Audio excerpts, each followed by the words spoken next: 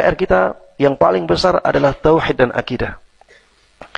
Maka jamaah sekalian rahimana wa rahimakumullah, yang sudah tahu akidah yang lurus, yang sudah tahu tauhid yang benar, semangatlah untuk menyebarkannya.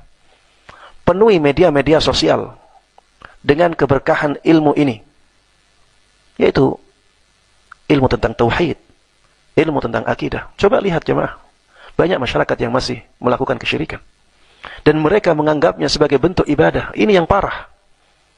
Makanya banyak dari mereka yang tidak rela, marah ketika dikatakan bahwa itu kesyirikan. Ini PR besar. Banyak praktek-praktek di masyarakat yang diwarisi dari nenek moyang yang bertentangan dengan nilai-nilai tauhid. Maka jamaah sekalian rahimana wa rahimakumullah, tugas untuk menyebarkan tauhid, menyebarkan akidah yang lurus bukan hanya tugas para ustadz, bukan hanya tugas para dai. Antum semuanya harusnya punya andil dalam menyebarkan tauhid. Harus punya andil dalam menyebarkan akidah yang benar. Tidak inginkah antum memberikan kebaikan kepada saudara-saudara antum yang sudah belajar tauhid dan akidah yang benar dari majelis-majelis ilmu, dari kajian-kajian ilmiah? Jangan disimpan untuk diri sendiri. Kita ingin ilmu yang bermanfaat, yang bisa menjadi umur kedua kita. Maka sebarkan. Menyebarkan ilmu tidak harus menjadi seorang ustadz dahulu. Rasulullah sallallahu alaihi wasallam mengatakan, "Ballighu anni walau ayah." Sampaikan dariku walaupun hanya satu ayat. Dan orang yang hanya tahu satu ayat, apakah bisa disebut sebagai seorang ustadz atau seorang ulama? Jawabannya tidak. Hanya satu ayat yang dia ketahui. Tidak bisa disebut sebagai seorang ustadz atau seorang alim. Tapi Rasulullah sallallahu alaihi wasallam memerintahkan kepadanya untuk menyampaikan itu.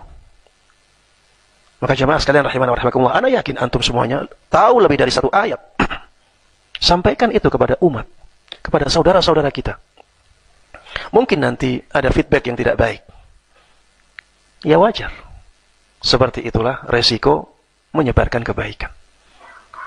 Kata Allah Subhanahu wa taala ketika mengisahkan pesannya Luqman kepada anaknya, "Ya bunayya, aqimis shalah wa'mur bil ma'rufi wanha 'anil munkari wasbir 'ala ma asabak."